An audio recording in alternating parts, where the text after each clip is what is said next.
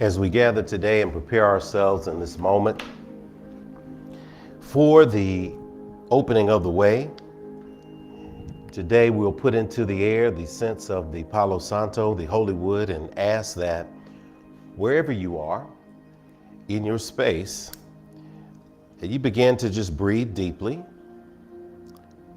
You begin to center on your breath, center your thoughts on your breath and the stillness that it brings. As I smudge the people here with the sage, with the Palo Santo, with the energy here, take a deep breath and afterwards close your eyes and receive the scent as a gift of renewal, as a recognition that all is well.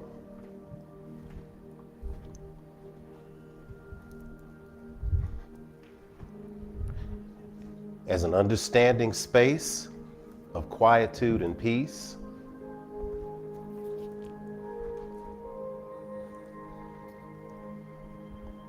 As we cleanse the space today and send this scent into the air, we recognize that the vapors, according to ancient wisdom, carry our prayers, our thoughts into the heavens. And as we come from this space, as we ignite that spiritual energy, we invite you in the space at home to have all eyes closed, to have all heads bowed and all hearts open. As we bow in reverence before our Creator, our divine source, our Mother, our Father God, all of creation in this moment of recognition. As we rise in this moment, we give thanks to the spirit of our beginning. We are alive, we are breathing. We are grateful to be living. As we move through this day with our purpose in our heart, we remember that a grateful ending begins with a grateful start. And so we are grateful. In this moment, to be here gathered in this space we call the Infinity Fellowship. We're grateful for the families that are represented here, for the families that are on the way, for the families that are gathered at home. We give thanks on this Father's Day. On this day of fatherhood, we recognize the divine masculine principle that balances out the divine feminine, and give thanks for those fathers who are out in the world doing their best to make a way out of no way, prospering, growing, being strong. For those who may have failed in the mission, but are still active and aware right now. If you're under the sound of my voice, this is an opportunity to hit the reset button and to do it all over again. We give thanks for the opportunity to hit the reset button collectively today. We give thanks for those who are gathered in this space, who are celebrating the Juneteenth holiday, a day when we recognize that deception was real in the United States of America, that people got 2 years of free labor out of people who were already freed. And eventually the ancestors made it so that that word would reach that island in Galveston, Texas, and finally the rest of us would join the collective. And so we celebrate moving forward from the dark night of chattel slavery into the era of freedom that we have always enjoyed from the beginning of time. Let this be a celebration of strength and recognition of the shoulders that we stand upon. We give thanks for those in the space who celebrate the beginning of a new moon and the opportunity to see the lunar cycle begin again. This is an opportunity to leave the old in the past and to live in the right now. We give thanks and send energy across the world to those who have survived injustice, to those who have survived mass shootings that are continuing to happen in this city, in this world, in this nation. We send comfort to the families of those who are in bereavement right now. And we lift up those who are traveling, those who are gathering with their families today, those who are being inspired by something that is said or shared or sung at the service today. We send this love into the world, and we thank you, Creator, for the opportunity to gather here, for the opportunity to breathe together, to build together, and to know that all is good and all is well. For these things and others that cannot be put into words, we say thank you. Breathe in, exhale. We proclaim it so, and so it is. Amen, amen, Hotep, Shalom, Namaste, Ashe. And so it is. Let us prepare for our pouring of libations.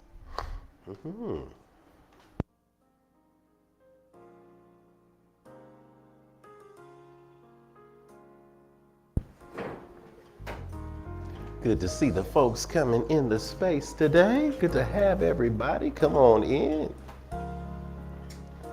Hey.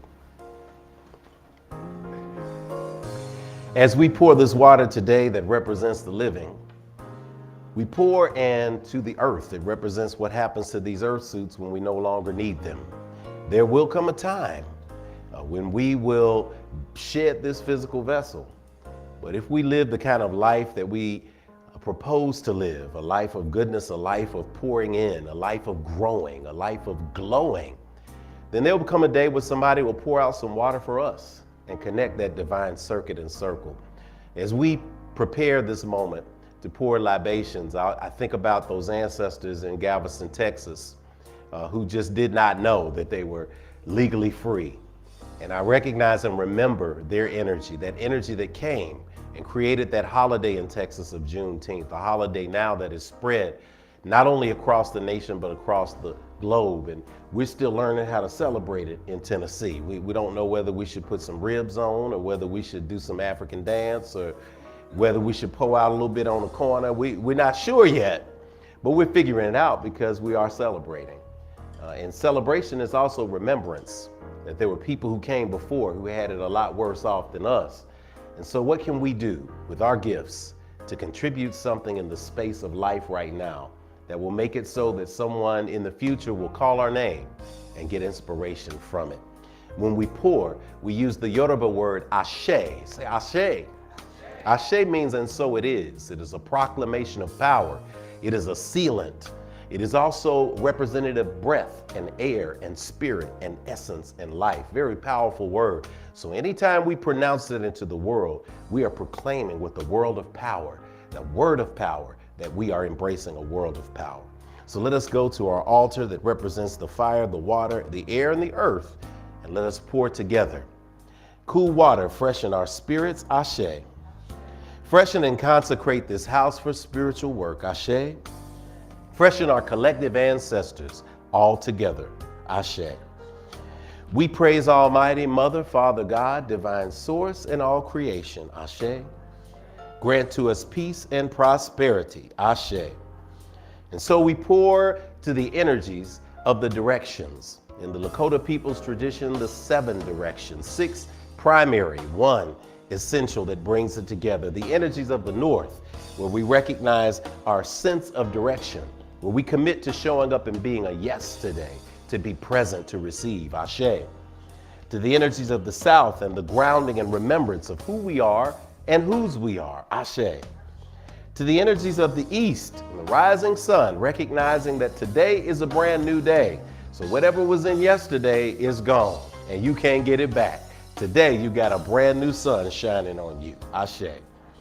To the energies of the West and the coming lunar cycle, recognizing the divine feminine principle of the universe, that even in the darkness, there is light provided for us, should we just simply notice, ashe.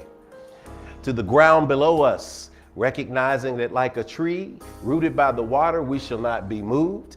And although sometimes the storm may come, we may bend, but it is better to bend than it is to break, ashe.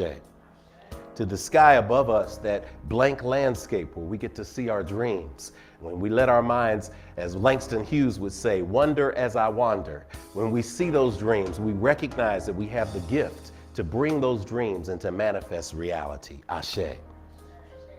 And of course, to that 7th direction, where they all come together. The intersection, grand central stage, the human heart, where we have our hopes and dreams, ashe. All right, so at this time, we want to open up the floor and the space and the internet and everything for you to call aloud the names of the ancestors that you want to remember. They may be a family member that has transitioned to the space of life after life. It may be a neighbor, it may be a teacher, it may be a coworker, it may be somebody that you don't know that you just want to remember and recognize in this moment. But as we pour these next few pours of water, we invite you to call their names aloud, ashe.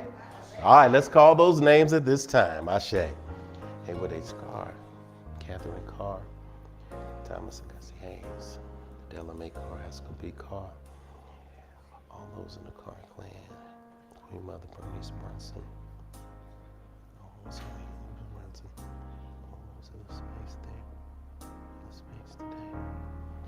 And as these names continue to come in, we pour for the children in the world, womb, and yet unborn.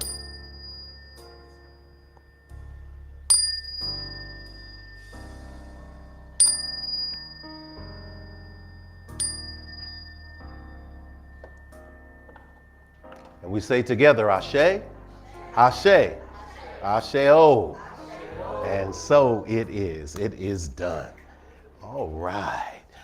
Today's meditation, which I will call your attention to on the big screen, comes to us from former Indian President APJ Abdul Kalam, who reminds us, quote, "Where there is righteousness in the heart, there is beauty in the character.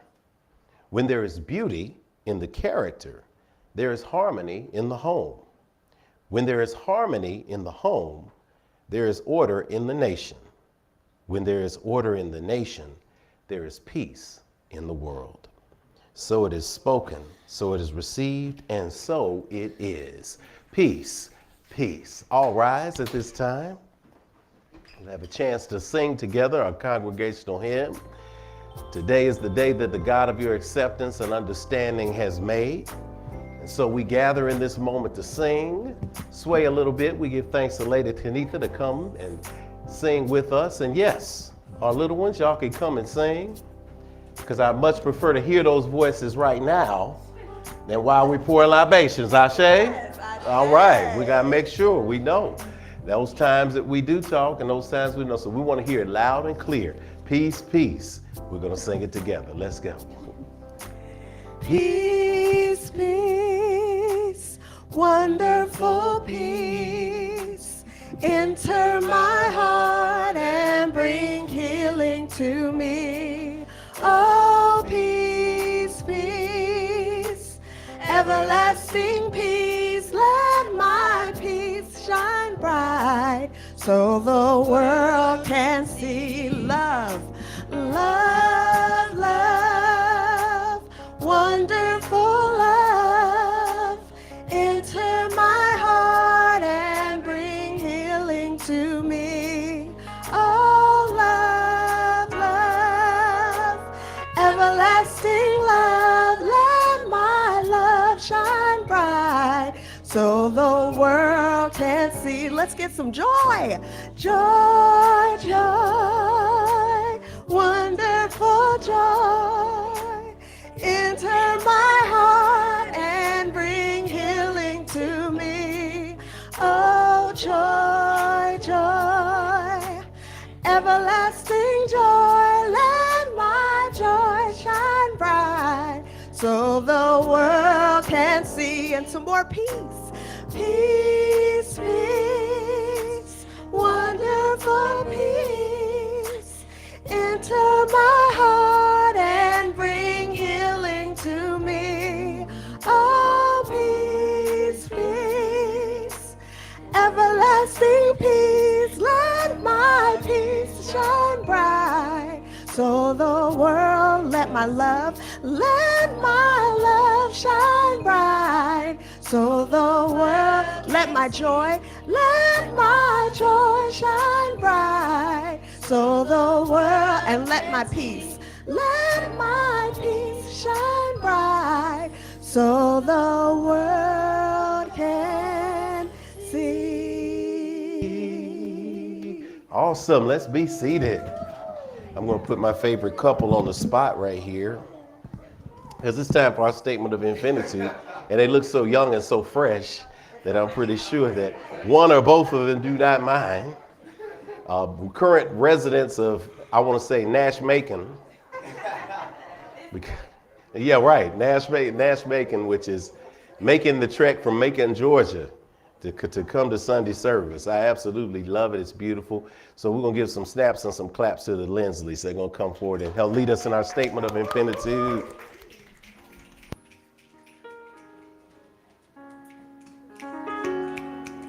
makes me want to do some poetry. So, good morning, and family. Good morning. Hey, Infinite Streamers. Hello, hello, hello. Love you all. All right, statement of infinitude. As we welcome you to the Infinity Fellowship, we pause to remind you of the four core principles of our gathering. We call it SNAP.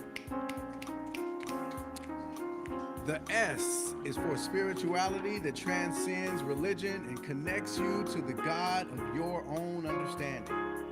The N is for nurturing ourselves and others, mind, body, and spirit. The A is for action, because we take action on our callings and walk in our divine purpose every day. Finally, the P is for the proof that our spiritual practices manifest fruit in our lives through the building and maintaining of healthy and prosperous families, relationships, careers, and dreams. We are grateful you are all here as unique manifestations of our Creator, the loving, living spirit of our commonality. The divine source of our creation, perceived by many names, yet known by only one energy. This is the foundational practice of true interspirituality, where all are affirmed in love energy.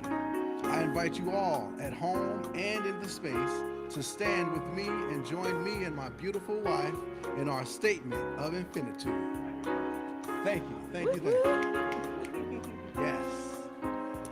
We agree that we are beings of pure eternal spirit, birthed from the creative potential of the universe, with all the powers of the Creator inherent within us. We embrace the innate goodness of humankind and an abundant creation that provides for us through the seeds that we plant in our everyday lives. We acknowledge that who we are is housed in a temporary biological organism, and as such, it is our responsibility to take care of it, because it will only last for a precious window of time. As we nurture ourselves spiritually, mentally, emotionally, and physically, we commit to provide like acts of nurturing for our fellow brothers and sisters of the world we live in, embracing all regardless of religious faith, skin color, ethnicity, gender, sexual orientation, or socioeconomic background. All are truly welcome at Infinity. We agree and accept that the various religions exist as a unique opportunity for humanity to get to know one another through meaningful conversations that seek to explore the core concepts we share in our common. It is the application of ancient wisdom, scientific discovery, and spiritual practices, both physical and metaphysical, that will lead us closer together as a human family. We commit to exist now and ever as a beloved family. Let it be so, according to the many ancient terms of affirmation. Amen. Amen. Amen. Amen. Hotep. Hotep. Shalom. Shalom. Namaste. Namaste. Ashe. Ashe. Thank Gratitude you, family.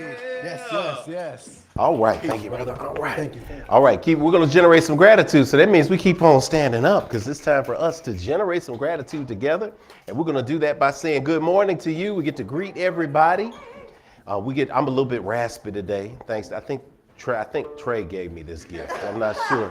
It just took a couple weeks to get to me. I love you, brother. So I'm a little raspy today. So y'all got to hold me down. You did. You called me about 3 days later. Rev, just in case you feel a little some way. It's all right, but I appreciate it. I love you, man. The gift that keeps on giving. We're singing good morning to you, and we're going to go around and say one thing that we're grateful for. Introduce yourself to somebody and say something that you're grateful for. Morning to you, and we say a da da da da da da da da da a da da da da da da da da da a da da da da da da da da. A good morning to you. A good morning to you. A good morning to you. Good morning to you. All right, go find somebody and give them some gratitude today. A good morning to you. A good morning to you. Good morning to you. Well, good morning, live streamers online. Come on, it's gratitude time. So go ahead, type in some things that you are so grateful for. What are you grateful for this morning? Well, I'm grateful for all the wonderful men who stand up and stand strong in our communities all around the world. Happy Father's Day to you all. You make things happen for us, and we're so grateful for you. So go ahead, type in what you're grateful for. We love y'all so much. Good morning to you. Good morning to you. Good morning to you.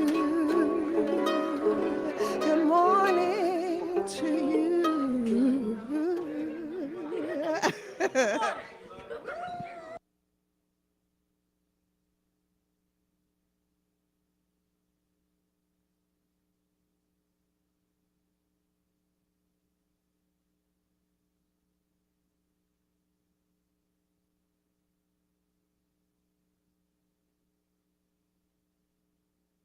Going on in the place today. It's good, it's spreading, it's great. So it's great that we warmed that up because it's time for our giving, and we like to give from a space of gratitude. Let's go. We get fired up in the space around giving, and for those of you who have been working on your spiritual practice of giving, and you recognize giving is indeed a spiritual practice, how you give determines how you live. I had a great lunch the other day with a supporter of the academy, the Performing Arts Academy, the Youth Performing Arts Academy we're doing. That's another program that we've launched in the world. 2 weeks in, shout out to Lady Kanitha. Woo!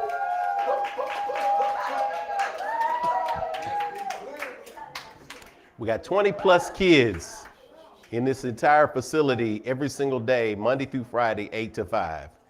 And they're learning acting, they're learning dancing, they're learning music, they're learning visual arts with professionals. And they are absolutely superstars. These are the kind of programs that we're putting into the world. And I almost got in a fight at a restaurant with one of our supporters. Literally, we were going back and forth. He's a great guy, older guy, very wealthy guy.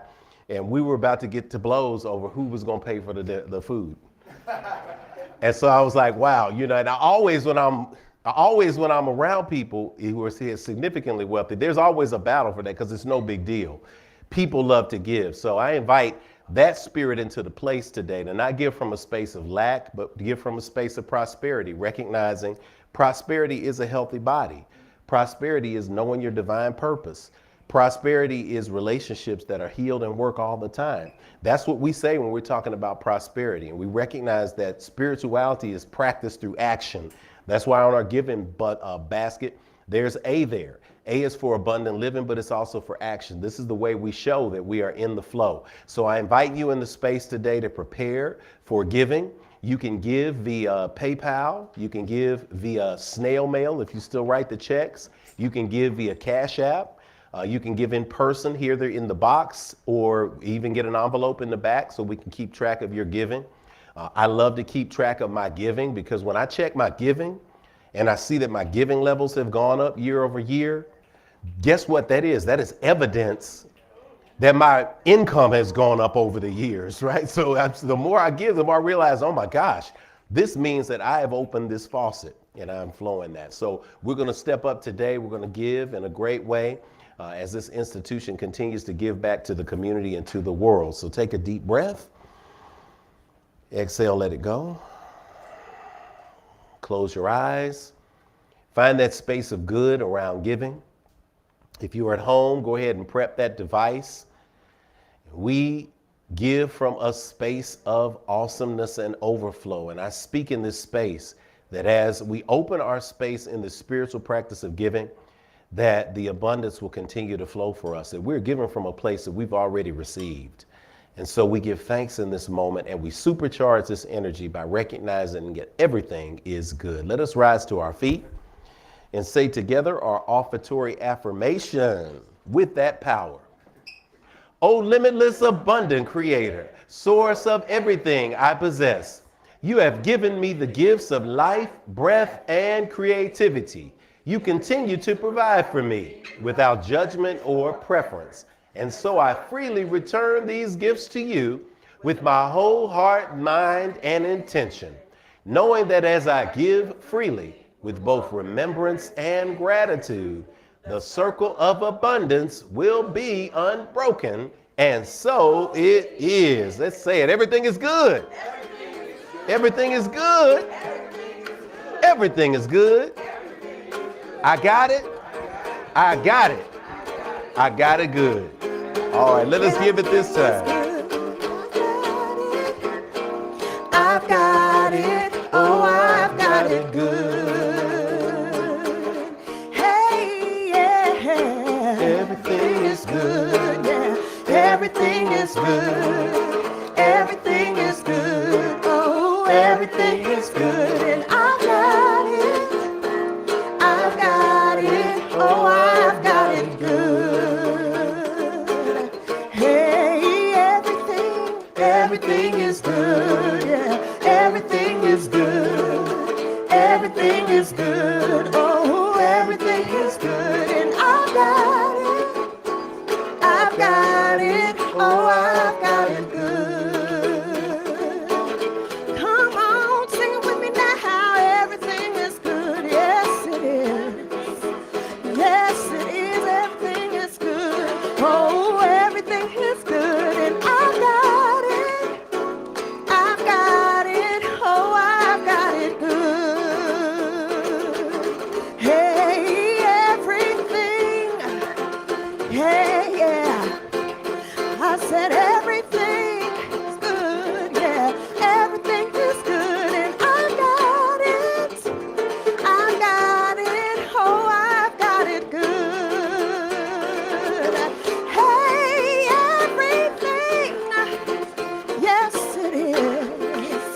Oh, everything is good. Yeah, everything is good. And I got it. I've got it. Oh, I've got it good. Oh, I've got it good. Hey, I've got it. Oh, I've got it good. Oh, I've got it good. I've got it. Hey, I've got it. Oh, I've got it good. Oh, I've got it good. Yeah. Give thanks to our Voices of Infinity, our young ladies who are coming up. I think that was Taylor and Kamaria who joined us today in that space. Again, and if you give afterwards, or you're the person that goes to the internet afterwards and watches on the replay, we encourage you to be a part of the process of action and taking action at that time as well. This is an early reminder. If you have a standing ovation today, go ahead and fill out the slip in the back. A standing ovation is a great accomplishment that you made that we can celebrate with you. Put it in the red jar over here to my right. You will hear that reminder again. Good morning again, Infinity. All right, my name is Jeff Obafemi Carr, also known in the space as Rev Jeff, and this is the time where we welcome our first-time visitors to the Infinity Fellowship. This is the space where we take the quantum leap from simple religious doctrine to profound and deep expansive spirituality, and that's what the Infinity Fellowship is all about.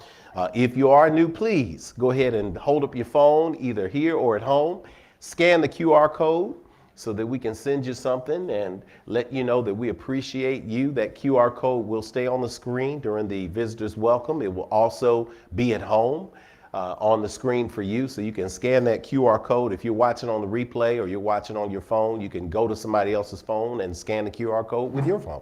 How about that? But either way, we want to let you know that this may be your first physical time at Infinity, but we like to let you know in this moment that we do see the real you.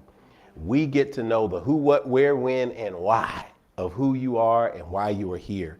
So at Infinity, we don't see you as a human being today who has come to have a spiritual experience, but it's the other way around. You are a spirit navigating the human experience just like the rest of us. So if we have any first-time visitors in the physical space, would you stand at this time so we can just kind of send your love energy? Welcome to Infinity. I got a chance to say hello a minute ago, but everybody else is gonna rise too.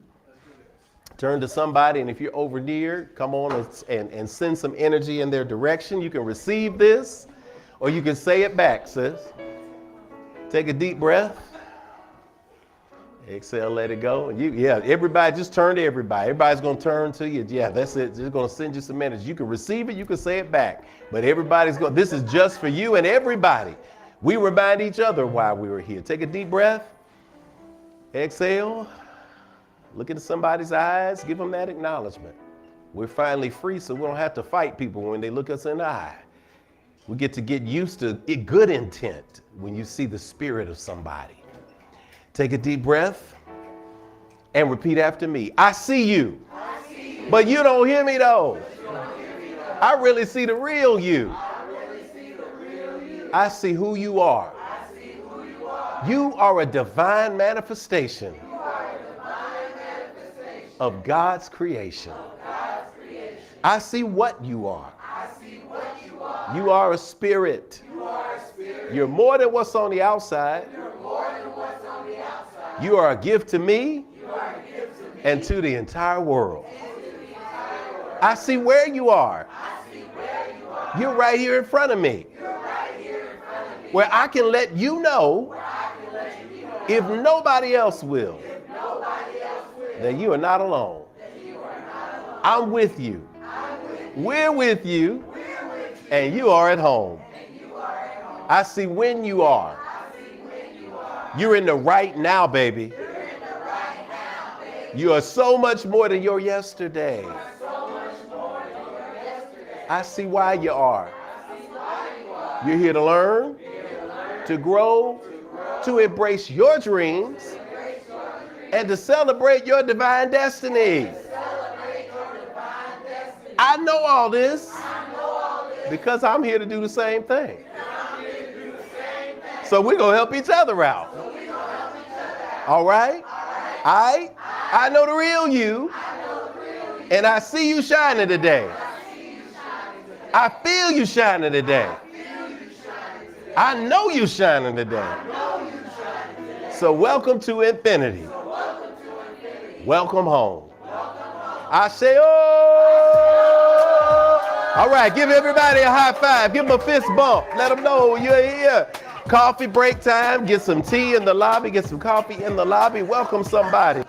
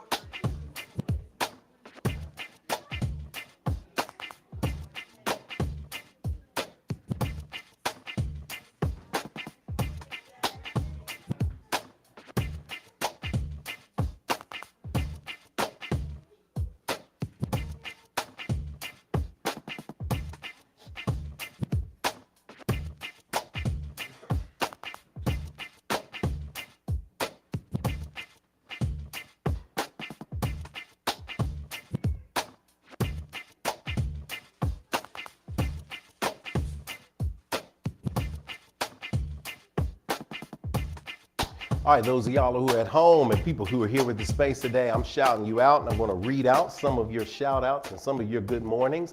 I'm just going to read whatever Tony puts on the screen and my tech crew puts on the screen. So I'm sending you a shout out to Shauna, who is here and away, says good everything. If family, happy Father's Day. We're loving it. Everybody's in the space today. Of course, we've got Denzel. Brother Denzel, where you been, man? Come on through. Denzel Carr, happy Father's Day, Infinity Fellowship. Happy Father's Day. Got something special for the fathers here, for the father figures here. Going to be giving out in a minute. Brother Tony sends up from the booth, happy Father's Day, Infinity Fellowship in the space.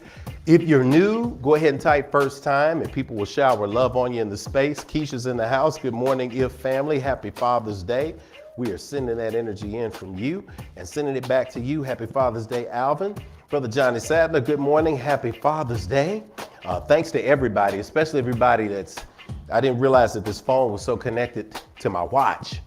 So like I was praying and my wrist just goes, I went to get my glasses. I said, oh, those are happy Father's Day texts. So how about that? D. Clark, what's up, my man? What up, Infinity? What up, D. Clark? Shout out from London. They landed in London about 4 or 5 hours ago. So shout out in London. Shout out to the Stewart family who is in London. And shout out to my cousin Hugo, to the Smith family who is traveling from London to France. I said, everybody's in Europe except for me. I'm like, man, I got 3 people I know hanging out in London right now. Might need to start a service over there, Brother D. Clark. Get some people together in the hotel lobby. Put on YouTube. Michelle Mayberry, good to see you, sis. Good morning from Texas. Grateful for all the wonderful, dedicated fathers. We love you and happy Father's Day. Back to you, sis. What wonderful energy in the space. Kelly Sharp, Christy, good. Happy Father's Day, Infinity family. We give thanks in this space today, and we are grateful for you. So stay tuned. We are going to keep going. It's time for our morning announcements. So we're going to have Brother Tony come up and give us some highlight announcements as we prepare to move through to the service to grab the message. Y'all give it up for Brother Tony in the house. Come on through, Tony. Going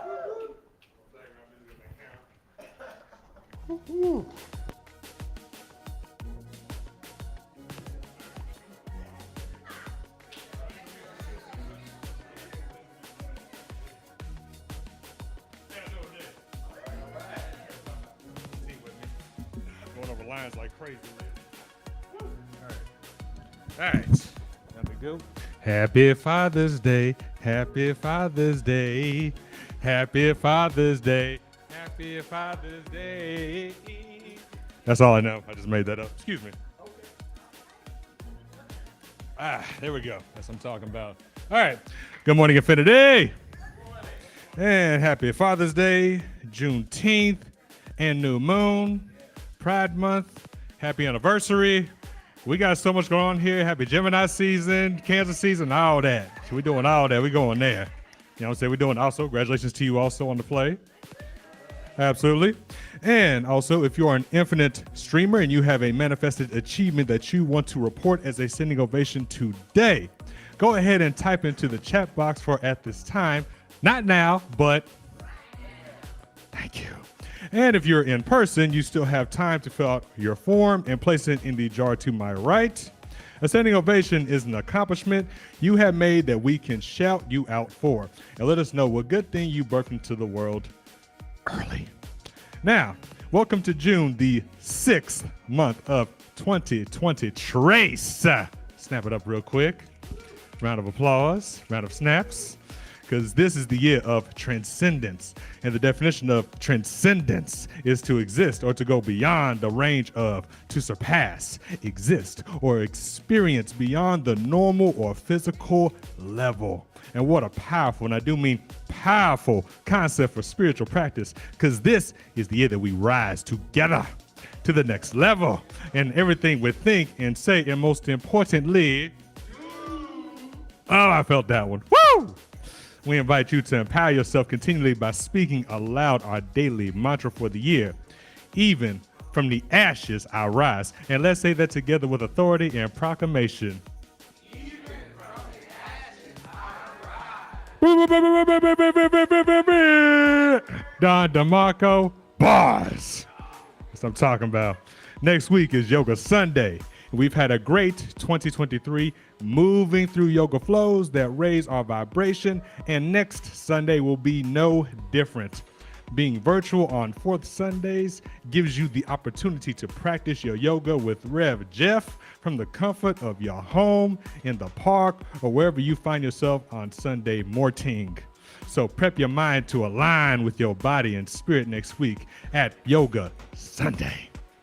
So those are the highlight announcements for this morning. So let's bring back up Rev Jeff and Lady Kenitha, because you know the business. Drum roll, please. Standing ovations. Thank you. Tune your vibration to a high elevation. It's time for the good news, our standing ovation.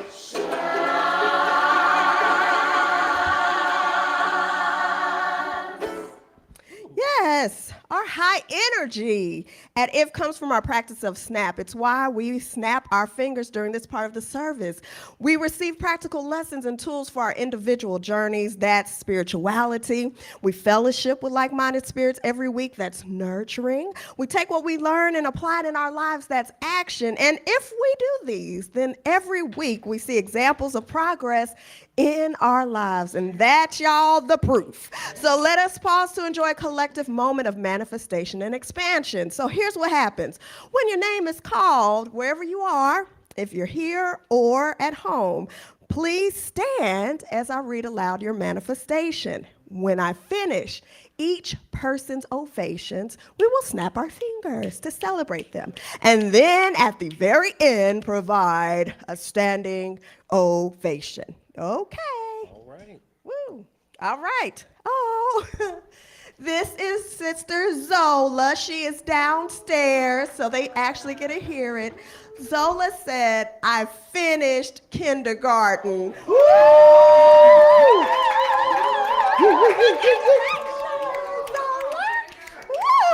Oh. That's big. I know, she's on her way. That's big. Oh, okay, this is Sister Tashana. Please stop. She says, I would like to give a standing ode to Tyrell Lindsley, the 25-year-old Tyrell to be exact, for making the best decision he ever made by asking me to be his wife, spirit mate. Happy 10th anniversary to us. Also to 9 years of being the best girl dad I know. I love you, boo. Oh. 10 years. Yeah. 10 years. We had y'all on our list. You had those landmark moments in marriage, y'all, you know. And those landmark moments are the first year. If you survive that first year, because you got to change. You got to change. You evolve it, survive that first year. And then there's that the first three. If you can get to that, you start tipping over. You get to 5, it's great. Then you get to 10, you to double figures. Oh, okay. I can start to get, you still got to, yeah. But they're benchmark times. And then you start then you get to 15 and 20. Then after 20, it just kind of jumps. It gets 20, 30, 40, 50, hopefully, and all of that. So many, many more. And you got a supporting community who gonna support you and everybody in relationships, whatever your relationship is. That's what Infinity's for, to support you, staying sane. So God bless it and all of that energy. We had y'all on the list here anyway, whether y'all fill that out. So brother, for Father's Day, you got an extra shot of light. So we got you in there. Second thing we want to say, happy birthday anniversary. We had a chance to stop by and see Karen. Karen and Andrew had a party in the front yard. Got to see Alicia Starr and a few other people there. So she celebrated her birthday anniversary. That number is for her to share. Yes, So that's what we want to say. Do you want to share a standing ovation about anybody? Well, I do, but Yes. you want me to do this one? I think that's a benchmark moment. Okay, so Daniel's son, this is a standing O for him. So he started his first week of his first job ever this past, and he this is what's so big. He did all the work that was necessary. He looked it up, found a job that was going to be close to here so he could get dropped off. He found something that was going to pay him well. He did all the paperwork, and he was staying on top of us with all of that. He wakes up early in the morning to get himself ready, and he's in a good mood and attitude, and he's like, I'm stacking my dollars, Mom, stacking my dollars. I said, I love it. Love it. So congratulations. Congratulations, Daniel. He's growing up. Got his own job now. Yeah. Yes. And he not only did he go to work, but he's been to work and he survived work and he's going back. So he survived the first week. That's a benchmark moment. When you survive that first week of your first job. Is it gonna go back? He's trying to score bragging rights on his dad, because my first job I was fixing vacuum cleaners, and the second job I was cutting chicken and baking biscuits, and he's working in the warehouse. Making some good money. He's like, everybody else around me is grown, Baba. I'm like, okay, I got you. Yeah, there you go. Do that thing. And shout out to Joshua, who's in. Yes. Bonnaroo. He's at Bonnaroo. So he's in Bonnaroo. Not with performing Patty yet. B's. Yes. But he's working his job with his catering gig in Bonnaroo, and he's sending us videos of all the artists. So he's like, I didn't know 3 6 Mafia can perform like this. I was like, yeah. Oh, dude. Okay, really. Young folks. Like we're hip hop generation. We invented this thing. We know about that, right? Old school. I don't know. Okay. So And happy Father's Day to you. Oh, thank you. And happy Father's Day to all the fathers. And Yes. thank y'all for holding it down. Uncles, grandpas, for holding it down. So I am going to, in this moment, because it is Father's Day, I'm going to say thanks. I'm going to ask, as we do on Mother's Day, we get the brothers to come step forward and to put a gold necklace on our wonderful mother. So if you are father in the space, the battery died in? I'll get 2 batteries in there. I'm taking this microphone now. Good, it died before the message. I can change those. Yeah, so we want to celebrate. If you are a father, biological father, we're going to ask you to stand in the space today so we can clap for you. Clap, clap, clap, clap, clap, clap, clap. Part of our standing ovations. So we are asking, and if you are a father figure to somebody in this world and have been big brother, whatever it may have been, good cuz and all of that, that means Trey, stand up in the place, uncle, cool uncle, mentor. You're in that space today, Tony. Definitely you have been, man, with Brother E's kids, role model. We snapping y'all out too. So we have a necklace for you, and we're going to encourage you to continue. You go, okay, gotcha. Rihanna, she got those skills. We'll get those necklaces for you. We're also going to let you choose a light, because you are a light in the world. So you can choose to be a light. And this will remind you to always continue to be a light in dark spaces. And you also have to remember that reason why we're giving y'all a flashlight is because even when you go places, if there is no light, you get to bring it. Okay? So always be mindful. Say it again, Toe. Yes. Yes. Yes. So as we do this, we've got green, black, silver, blue, pink, and red, I think. So see, she's going to hand that out, and we appreciate it. Fathers get to choose what you like to choose. And I'm going to have Tony change out the batteries on this while I have Sister Alicia, somebody help with our necklaces. Yeah, we can just change them out for me.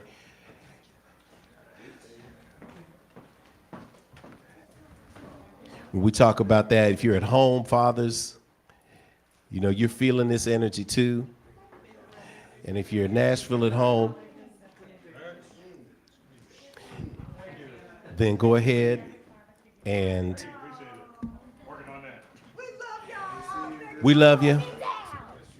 We'll keep a couple on hand, so daddies, if y'all at home's like, man, dang, I should have gone to church today. You should have came. Will it fit?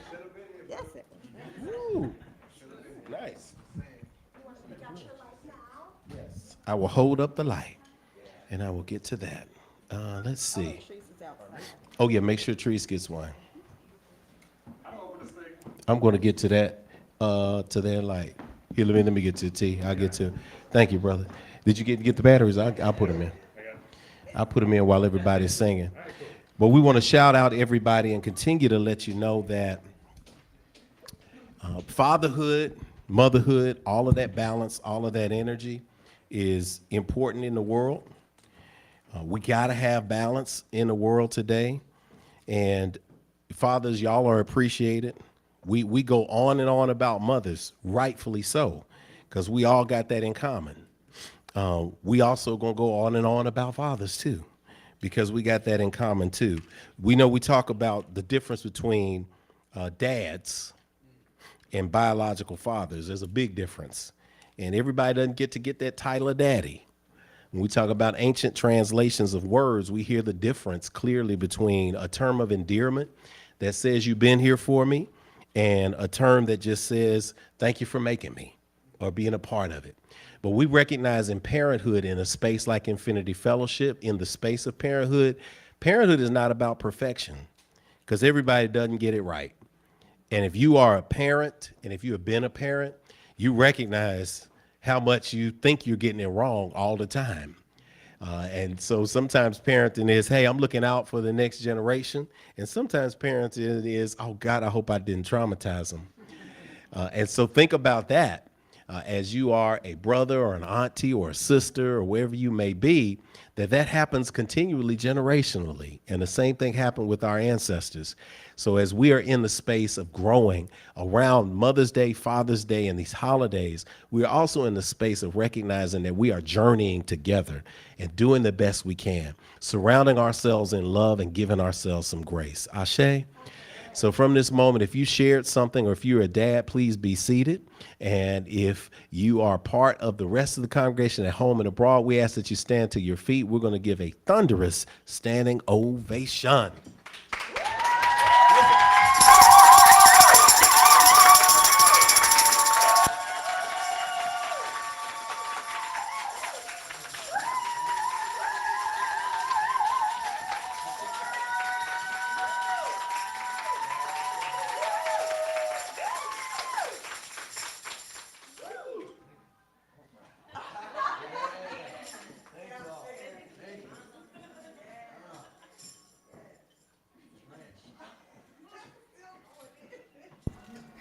Those are the kids downstairs. They get a chance to celebrate. Yeah, Tony? You know, we do have one more standing ovation. Oh, I got a standing ovation online. We got so excited. I love it. Standing ovation, I'm giving you a special symbol shake, Brother Sadler. Granddaughter, Johnny Sadler says, my granddaughter, Michaela, the cheer champion, turned 9 yesterday. She still wants to visit the Infinity Fellowship and Fisk University and their historic gymnastics team. Happy birthday to ya. Happy birthday to ya. Happy birthday. Sadly, send that love there in the space, man. That's awesome. That's awesome. All right, so as we prepare for the message today, we're going to sing a little bit. And I use that term we loosely. That means y'all with me humming. But we're going to get through it. So let's prepare for the message today that we have. It's a message about fatherhood. It's a message about togetherness. And it's a message about empowerment. And the beautiful thing is it's third Sunday, which means we'll have Q&A and dialogue. And Courtney, that's what we do on third Sundays. We get a chance to talk back. We don't sit in a space on Sundays where you don't have an opportunity to have agency in your own spirituality. That's the beauty of a community like this at home and abroad. We want you to ask questions. When people ask me the other day, somebody said, man, how's your flock going? I said, I don't have a flock. And he said, oh, well, you know, your followers. I said, I don't have followers. I said, we're here to develop leaders. I don't want to develop followers. We want to develop leaders who partner in moving through the world together. And that may not be very popular, but it's what creates the next generation. And so we also recognize that leadership is also about following and vice versa. So it's finding that balance. And today we're going to be talking about balance. Balance begins in that spiritual space in our hearts and our minds. It's that land that our people sang about when they said, come and go to that land. Come and go to that land. Come and go to that land. Oh, where I'm bound, where I'm bound. Come and go to that land. Come and go to that land. Come and go to that land where I'm bound. Oh, there is power in that land. There is power in that land. There is power in that land. Where I'm bound, where I'm bound. There is power in that land. There is power in that land. There is power in that land where I'm bound. Oh, ain't no hatred in that land. There ain't no hatred in that land. There ain't no hatred in that land where I'm bound, where I'm bound. There ain't no hatred in that land. There ain't no hatred in that land. There ain't no hatred in that land where I'm bound. Oh, all of my people are in that land. All of my people are in that land. All of my people are in that land. Where I bound, where I bound. I said all of my people are in that land. All of my people are in that land. All of my people are in that land where I'm bound. Oh, don't you wanna go to that land?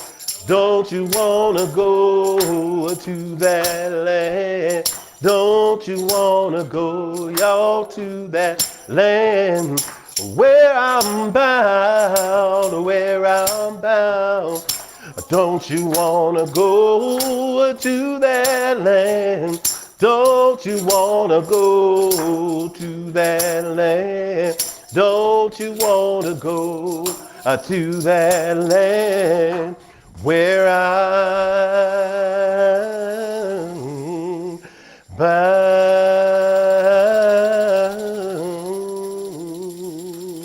Woo!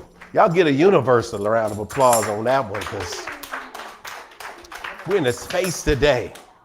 I want to give thanks in this space as we talk about the way of the heart. I spelled it both ways so that y'all can have a little bit of understanding about where we're coming from today. And I promise you, it's just water in this cup right now. It's Father's Day. There may be something in it a little bit later in celebration of Father's Day, but for right now, the spiritual clarity leads me to just have the water, because there's a lesson that needs to be taught, and it needs to come from a very clear space. We're talking about weighing the heart today. And we talk about the heart, we often think that the heart is something that is either heavy or light. And I'm going to tell you something that, we may not realize, and we might have to have it reinforced. It may be spiritually true for us, and we may be physiologically true as well in terms of our consciousness and our understanding. But the reality is this: our heart ain't really making decisions. Let me just go and say that, physiologically speaking, the heart is an organ. And that's why on this scale right here, on this space right here, that the heart that I drew, the heart that exists right here in this space, I'm going to be on this board a lot, but usually we see the heart like this, or we see the heart like this, with a little arrow and Cupid shot through it. But the reality is it's important for us to see the heart on the first level for what it truly is. The heart is an organ. It is grand central station of our bodies. Most of our decisions are made in our mind. There are places in our frontal lobes that give us the ability to have segregated thought. Our right brain gives us the opportunity to be creative. Our left brain gives us the opportunity to figure out how to do it. And yet the ancients continue to use the heart as a space of importance, such that even when you passed away in a space like Kemet, that there were 4 jars that were used to place your organs in. Your heart, your liver, your kidneys, all of those. But one organ was left out of those jars. One jar did not get filled. There was one organ that was not placed there, and that organ was the human heart.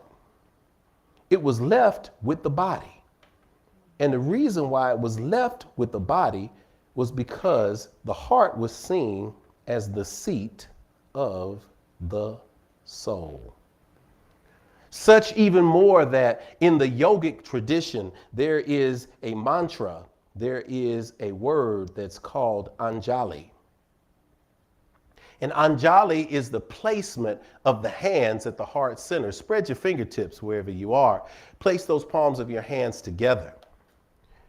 Press and truly feel each part of your hand coming together, from the spaces of your fingertips to the knuckles even pressing together, to the insides of the thumbs, to the top of the palms, to the edge of the palms, to the bottom of the palms. Press them gently together, and then in that thumb space, bring the thumb to the center of the breastplate. This is the mudra, or the hand position of power for centering. Because that heart is grand central station. Close your eyes. Breathe in deeply. Exhale, let it go. Inhale the color green. And exhale that color. Inhale the color green into the heart space. Feel the heart space growing and glowing. Actively keeping those fingers pressed together, those palms active. Exhale and release again. Inhaling the color green into the heart space, relaxing the shoulders and yet keeping the light tension with the palms of your hands pressed against your chest, and exhaling. 2 more breaths like this on your own.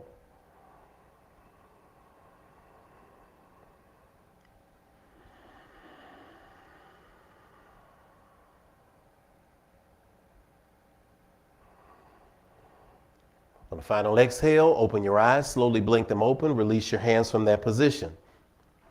You've just come from a centering position that cleansed you. In a yogic tradition, centering around the Anjali, or the heart mudra, is about understanding how to balance yourself.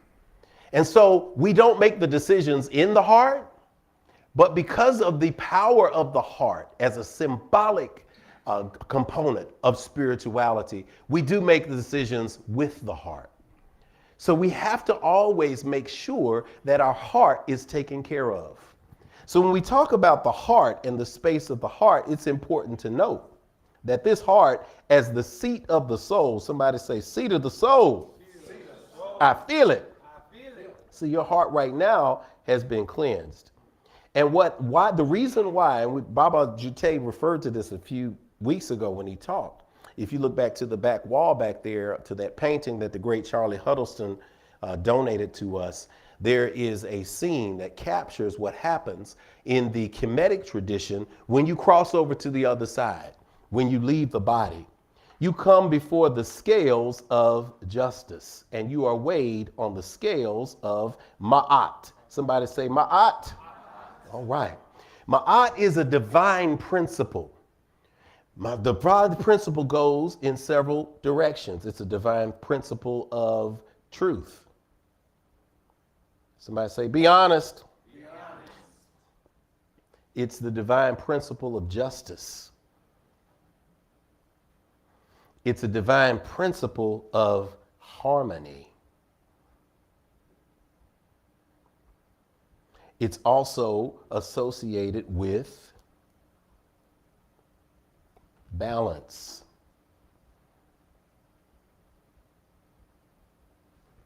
So as we have all of these things, it was taught in ancient tradition. And listen, it doesn't matter to me whether you think it's real or not, right? It doesn't matter to me whether you think you're going to actually wake up and see this playing out.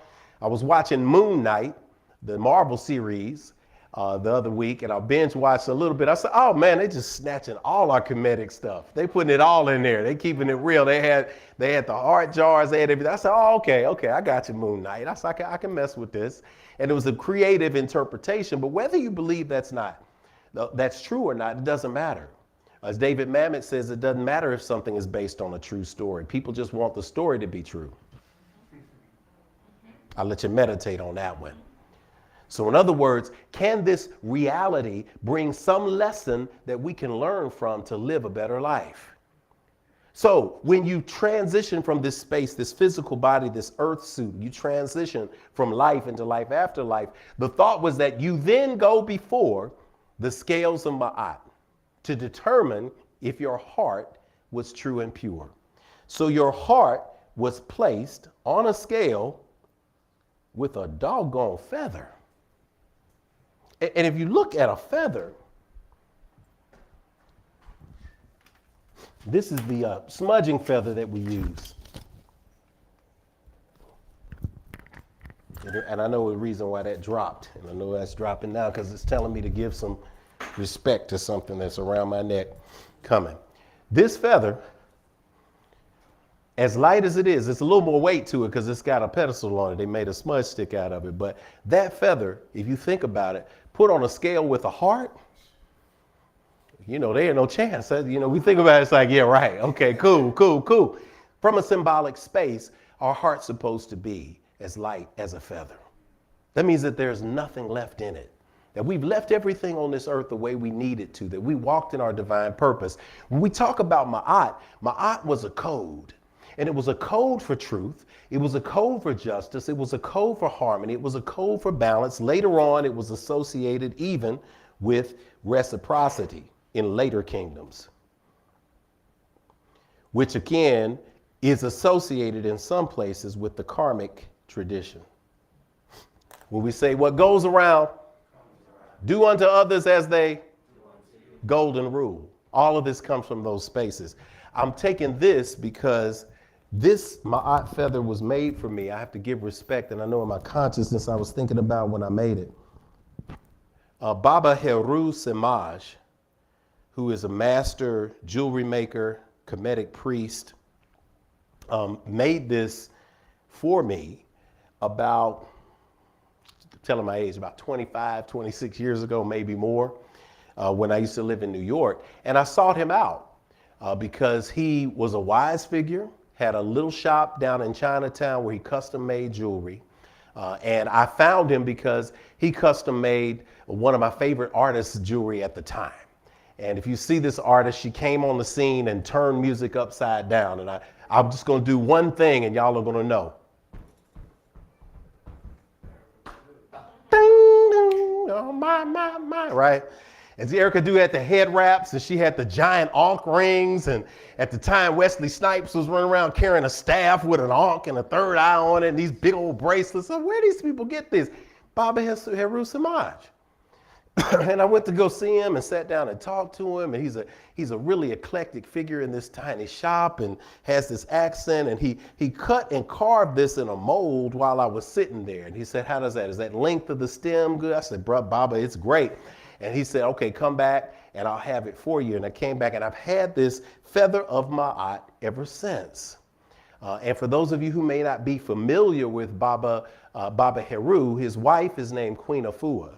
And she has written tons of books on women's rites of passage, a lot of good things in the world. So this feather of Ma'at, which is also here, Charlie Huddleston again, sending the love to him. This feather of Ma'at is a symbol for balance and for justice. Now the concept of Ma'at comes with 42 affirmations. And it is said that when you visit the scales, when you get to that place, these 42 affirmations, it's like I knew I was using the erase function. It's just taking a little bit of time. These 42 affirmations of Ma'at.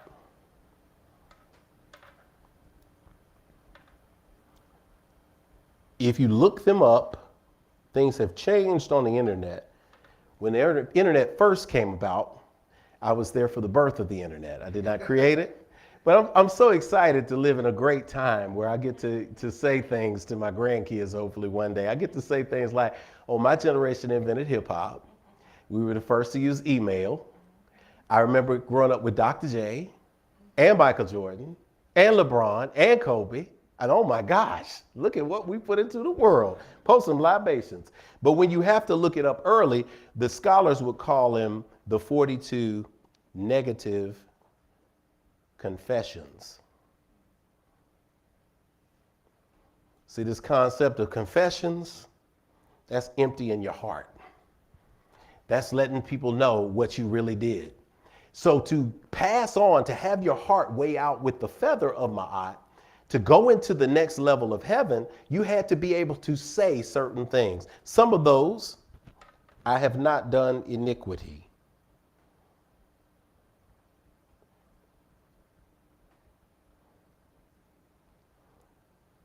I have not stolen.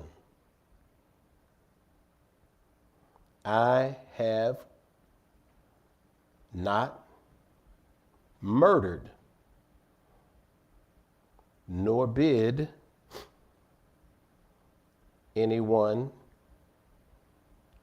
to slay. So not only could you not murder anybody, you couldn't have gotten anybody murdered or asked somebody to murder somebody from you. So all of these 42 separate affirmations, we're talking about ancient times here. If you'll note, and as I've taught before, those of you who've taken classes with me, if you note, I pulled 3 of these. Where have we seen these before? 10 Commandments, right? So when Moses is studying there in ancient Kemet and becoming a hierogrammat or a priest in ancient Kemet, we see that 10 of those affirmations of 42 affirmations of Ma'at become the system that Judaism operates by. So we see this connection that all comes down to where is your heart and is it balanced on the scales?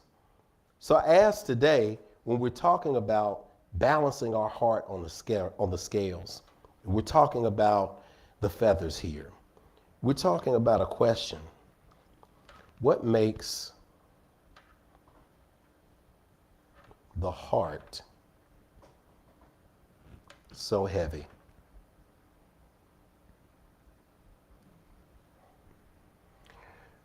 Some things that make the heart heavy: regret.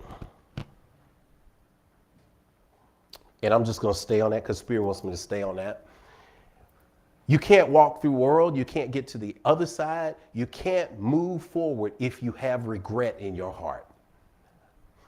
And I know I'll get pushback on that from people. They will say, well, you got to be able to regret something because then, you know better than to do it. Listen, forgiveness is not forgetfulness, but you have to be able to move on. Because if you are not able to move on from those lessons that you learned in your life, you will carry them around your neck like an albatross. It will anchor you down. You don't have to think about, should you have made that decision? Should you have chosen to be with that person in that moment that you chose to be with? Should you have held out for those things that you said were important to you? You often spend time beating yourself up for things that you can no longer change. The space of regret is saying, I am no longer going to beat myself up for things that I no longer control. Did you learn a lesson from it? If you learned the lesson, then it was a blessing. That's the power of losing the regret. One of the things that gets us when we have regret is we try to find ways to fill it. And I'm just going to be real today and say this. This is how many of us feel it.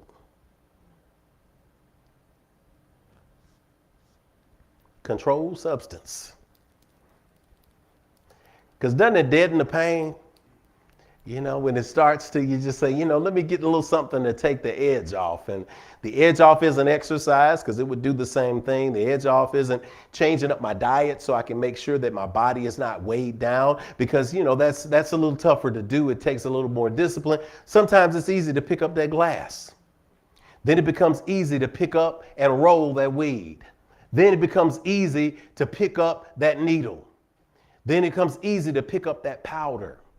And I'm saying this from a space not of judgment, but of understanding that in order to make clear decisions and to cleanse and to clear our hearts, we have to be operating from a clear space. For those who heard, oh man, I got to drop everything that I do. No, I'm not saying that. What I'm saying is, if you are not controlling the substance is controlling you. If you are not controlling the substance is controlling you. When are you doing the substance? Are you doing it when you're in a high vibrational space? Or are you doing it in your low spaces? If you're doing it in your low spaces, you are self-medicating so that you forget about reality. But I got something to tell you. When you come down off that space, the reality is still the same. And much of the time, it's worse. Because you miss work. Again. You didn't return that phone call. Again. You were late. Again. And then it becomes a self-defeating cycle. That's why we have to let go. Vices. Vices are hard, y'all, because we get used to them. And once we get used to them, it becomes hard to let go of them when we don't have the support that we need. Cousin Angie, do me a favor. Would you grab me 2 plastic cups out of the kitchen and put a little bit of coffee grounds in both of them? Thank you. Put about 1 inch of them in. I don't know why the Spirit does this weird stuff with me, and I don't even fight it. I'm just like, this is what we do. That's why it's a download.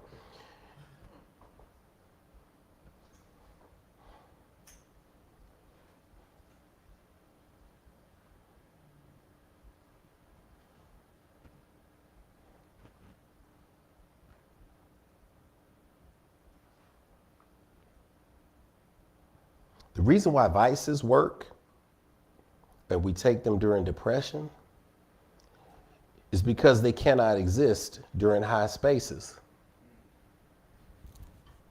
Somebody said, no, man, you don't understand. I went to Bonnaroo. Shit, yeah, I was feeling good and I was feeling even better. Well, maybe you were. But if that's the case, then it wasn't a vice. Because a vice gives you a high feeling. But what happens when you're already high? Then it's not a vice. So that's the difference. If you're making that decision, and if you're on that cusp of trying to make those changes, that's where it comes from. So control the substance, or that substance will control you. I'm writing it down for the people at home. Control the substance, or it will control you. So now, going forward for today, when we go to our Juneteenth celebrations, I'm not putting the flies in the buttermilk in any kind of way. I don't want anybody getting ready to pick up a drink. They go to the margarita truck and they be like, wait a minute, Rev just said, and now, is it okay for me to listen, y'all know y'all got good judgment. So let me show you this, because we're also talking about the concept of balance. Thank you. Trey, I'm not going to use you for this demonstration because you got used for the last demonstration. So who here has a great sense of smell? Or decent sense of smell? All right, come on up here, Brother Craig. Come on up. Okay, yeah, good. You want to come on, I'm gonna get Brother Craig up here. Plus that brother looking so doggone sharp. Everybody at home is, man, brother, man. Just let me hug this man. That's the daddy right there. All right, so, and I'm gonna share this. Take a smell of the coffee. Smell it? All right. Close your left nostril. Hold it closed. Take a real deep breath. Got it? Close the other nostril. Open the left one. Open the other side. Take a deep smell. Smell difference? Try it again.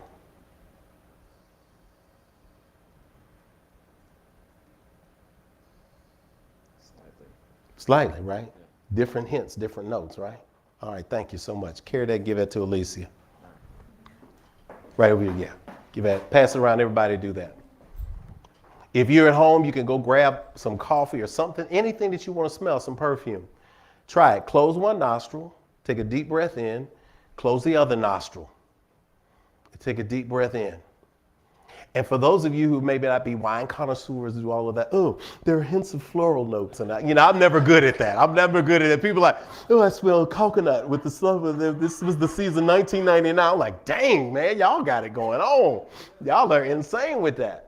But if you notice, there is going to be something different. Some people will say, on one hand, I smelled the floral tones. On another space, I smelled the nutty tones or the smoky tones. When you become focused on that, you see it. But here's the difference. We take it for granted. But the reason why our nostrils that operate in our sense of smell like that is because the balance comes through 3 dimensions. Our nostrils breathe differently at different times. Every 3 hours. For those of you who say, well, when I got to my left nostril, it was a little more clogged. So I couldn't really get it. Then I went to my right nostril this afternoon. It was a little more clogged. Your nostrils always operate like that. We harm ourselves because we feel a little detection there. So we go and medicate ourselves because we want to breathe through both nostrils all the time equally as well. But our body is not set up to work like that. Our body naturally shifts the open nostril from left to right on an average of every 3 hours.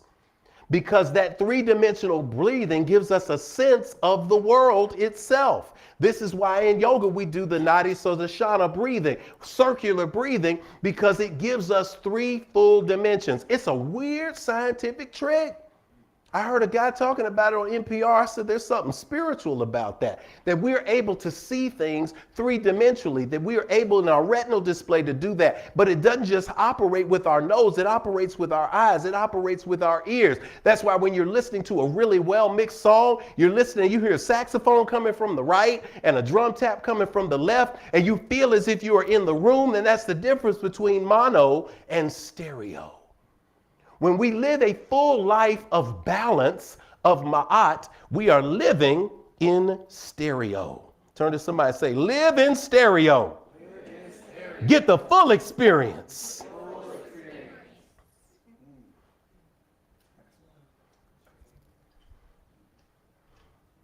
Balance is about recognizing all of these innate gifts that you have inside you. Things that we just take for granted. Things that we just take for granted. I thought about the TikTok video where they pull the trick on the grandmother who's driving and the guy gets in the back seat and acts like he's incontinent and he sprays the poop smell spray and the grandmother loses it. She's because it's a surround experience for her. And as cruel as it was, it emphasized the power of something like sense. We take our senses for granted, but our senses give us a sense of balance. That's why when we say we're in a relationship, it's not working out, and when we meet somebody and they're not stacking up, we say things like, they looked okay, but something just didn't smell right. And we're not talking about physically, we're talking about spiritually. Your spirit is in tune through your heart space to smell out the things that are right for you and the things that are wrong for you. There is the balance. So when we reach that space of balance and clarity, we go through the world with an understanding that we have inside us everything we need. We don't have to carry regret with us. We don't have to let substances control us. We can practice what we need to practice to be successful in this world. We got to recognize, and here's where we come to this. Juneteenth. New moon. I'm going to put Father's Day. These are the holidays, the holy days that we are celebrating in this moment.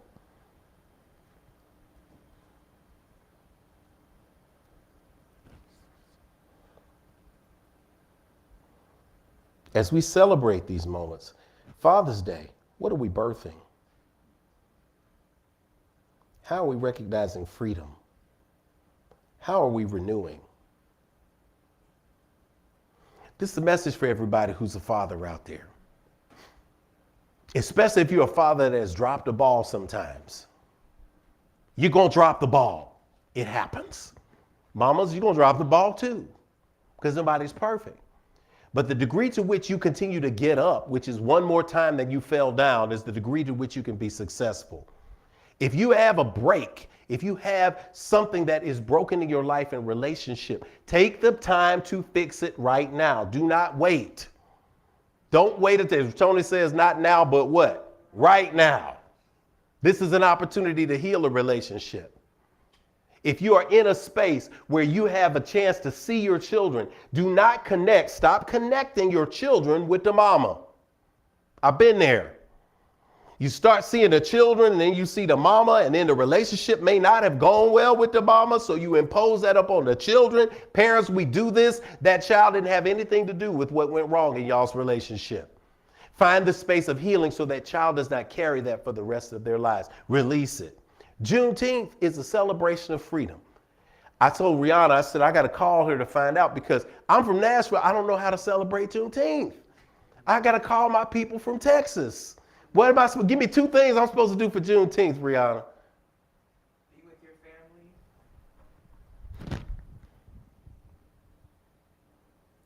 Family meaning the people that help you, are responsible for your life, your livelihood. And eat food from the earth, be on the land. That's 2. That's 2. And I take it from you because, again, the whole world is now celebrating what was a holiday for people down in Texas, in that area, and it's now being exposed. We've got to make sure that as we are walking through the world in balance, that we remember what the holiday was for. And we remember what the holiday is. Because that will keep us from being angry at what the holiday is becoming. We begged for it to become a federal holiday. We begged for them to US-ify this thing. And then we got mad when you walked in a Walmart and saw Courtney some Juneteenth ice cream. People lost their mind. How dare they co-opt the blackness of this? I went to Walmart and they had some Juneteenth ice cream. I went to Tractor Supply, they had a Juneteenth flag. And well, what did you expect was going to happen? American holidays are about commercialism. It's about how can we capitalize. And yes, we gave them something wonderful to fill that gap in July between Mother and Father's Day and the 4th of July. So there's going to be plenty of sales. There's going to be plenty of parties. There are going to be new Juneteenth movies coming out on all the network. There will be Juneteenth cruises. There will be Juneteenth streaming services. There will be Juneteenth shoes and suits. There will be Juneteenth kits and phones. There will be Juneteenth cases for your Amazon account and your tablet. There will be everything. Juneteenth will live on Amazon forevermore. And years from now, people will be talking about Juneteenth. And they will say, just like every other holiday, we get to go all out. And we're not going to speak this prophecy because there will be some people who will be depressed because their mom and daddy didn't get them a good Juneteenth present. My friend got a flat screen for Juneteenth, and you didn't give me nothing. But that's why it's important for us to be in balance, to impose ma'at upon the concept of Juneteenth, so we recognize and remember the origin of the holiday and keep it true. That's the balance. If you don't do anything else for Juneteenth, spend some time with your family, eat some food from the earth. Everything else is icing that we put on top. New moon. Gonna be a lot of new moon rituals coming up. We're gonna get out in the street. We're gonna put some stuff on the crossroads, and we're going to have us a new moon ritual.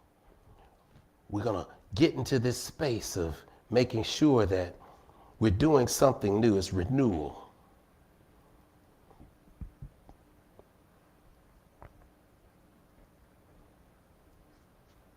We just got through with graduation and talking about commencement. And one thing that I said about commencement is an affirmation of work that you already did. You don't get a degree for doing nothing. The people that got that, that's why everybody's so angry at the young sister that went across the stage in the Muslim headdress, and she went across and she just did a little bit of gritty thing, and that was it. She didn't go. I saw one celebration, a lady dropped it like it was hot and just went all in. She went 100% Magic City under a robe. For those who understand that reference, I'm told there's something to that, but those who know, all right? So when you get to that, but she just that, and then she gets to the end of the stage, and the lady moves her hand out of the way and doesn't give her a diploma, right? She's gonna, the girl earned a diploma. You don't have a right to withhold that because it was hers. So when we talk about a diploma, it is for those who have earned it. It is an affirmation of something that you have done. That's what ritual is. Ritual is an affirmation of something you've done. If you're not affirming, it is something that you're launching. It does no good to do the ritual and not change. If you you can do the ritual 100 times. I can put some money in a jar and put water on top of it and pour it out into the earth and the river and speak abundance to my life. And if I don't learn how to budget and spend wisely and invest wisely, then every doggone weekend, I'm going to be pouring more money in the river thinking that that's going to magically somehow make something happen. No, it is the ritual and the practice. So as we're moving in the concept of harmony, as we're moving in the concept of balance, as we're moving in the concept of ma'at, the ritual is to inspire us and to keep us in practice. So going forth this week and beyond, you all, I want you to be mindful of the things that bring you balance. I want you to go forth and see the magic that you see in the world. Every time you look at somebody's face, it is magic because it is your two eyes balancing an image from 3 dimensions. Anytime you smell the flowers outside, it is a gift to be able to do that. Every time you touch something and you feel the difference between the back of your hand and the front of your hand, it is something. Anytime you hear, see, taste, feel, smell, it is a gift. You have an opportunity now with all of these senses to clear your heart of the things that you regret, to not carry around things that no longer serve you, to not be controlled by substances, but let you control the substances that you allow into your body. To be able to nurture new relationships and to find that heart balance, the space of good, the space of ma'at, where your heart is on the scale with the feather. That's where in the church they would say, you be able to hear, well done, my good and faithful servant. That's where you are in this space today. So it is spoken, so it is received, and so it is. Ashe? Ashe. Thank you for the message. We're in there. All right. Are there any questions, comments, or observations? If so, I'm going to put their mic out and you can pass it to anybody who has anything that came to them in that space. Thank you, Tony. Tony will pass the mic to anybody. If you have something at home, of course, by all means, type it into the box.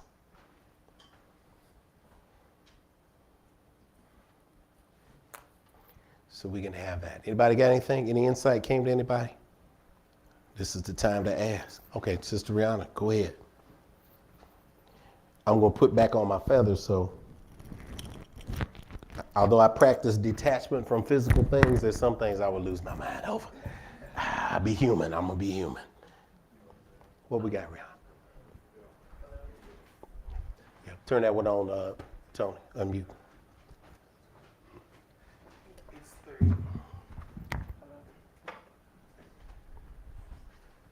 Does it have a name on it? Reggie.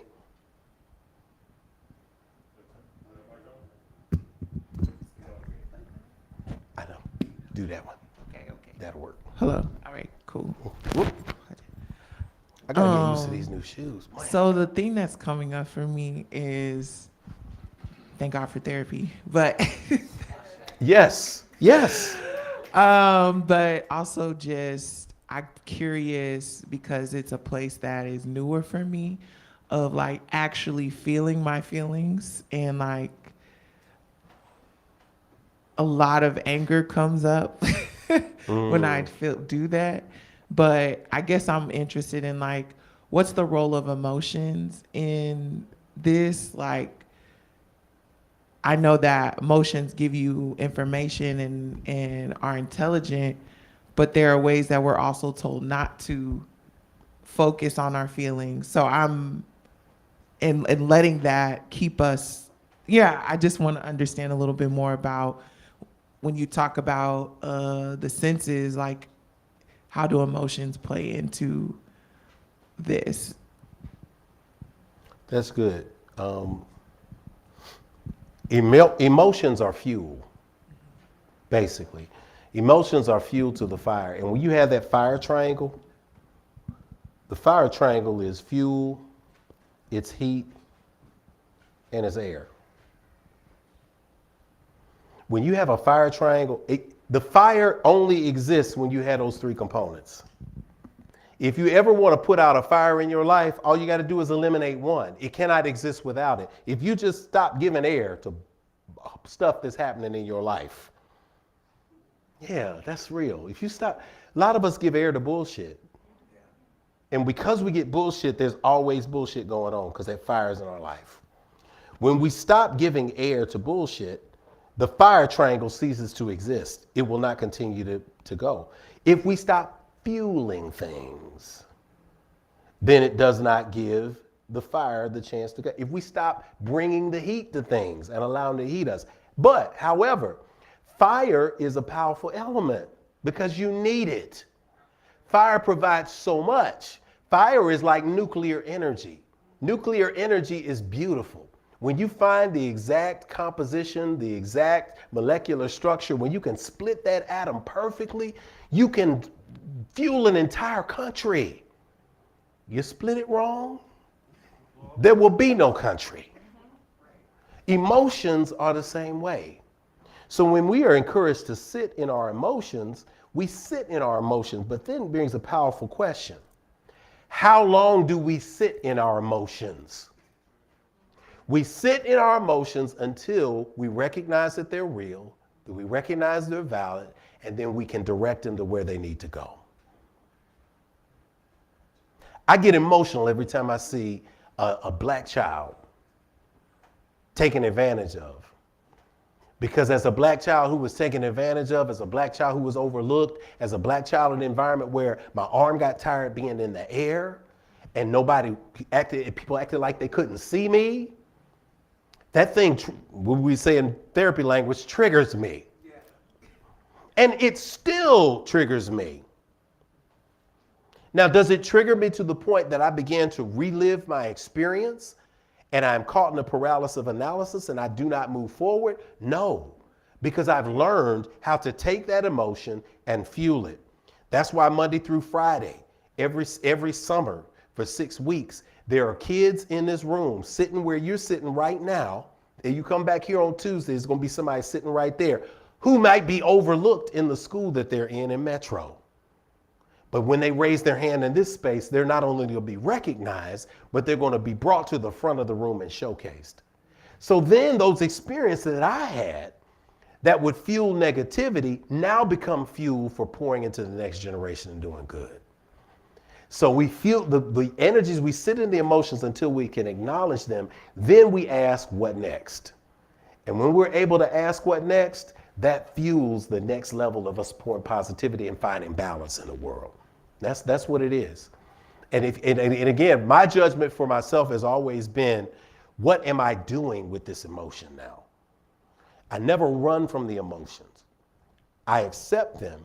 And then once I make a decision, I vet, am I making it from an emotional space, which is reactive, or am I making it from a space where I understand the emotional fuel, and now I am making from a space of balance, from Anjali, I'm making a decision now using all of my senses and all of my logic to say, great fuel, now what am I going to do with it from a calm space? And that's when I'm being proactive instead of reactive. Great question, great question. All right, anybody else? Don't be shy. I can't see the chat tab, so. Thanks, Tom. Check, check. Here it is. So I didn't necessarily have a question, more so an observation. Please. I was reading this article about Western science kind of catching up to the Eastern understanding that the self, the I that we think we have or are, doesn't actually exist in the brain.